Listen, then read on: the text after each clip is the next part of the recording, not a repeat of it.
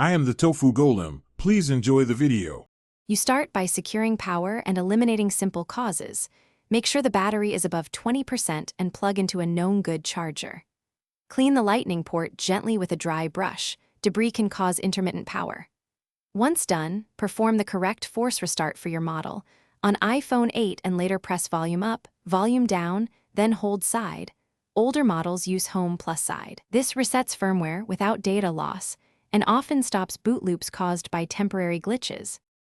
Next, verify the system integrity. If the phone keeps cycling, boot into recovery mode and connect to Finder or iTunes. Choose Update before Restore so you preserve data while reinstalling iOS. If update fails repeatedly, a restore may be necessary. Backup first if possible.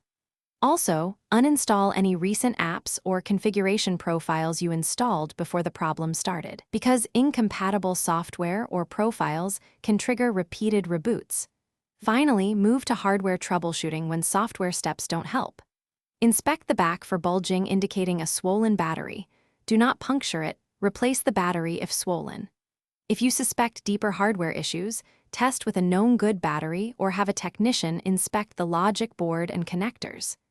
If the device still cycles, enter DFU mode to attempt a low-level restore, and if that fails, schedule professional diagnostics. If problems return after fixes, report observed symptoms and timestamps to the technician for faster diagnosis.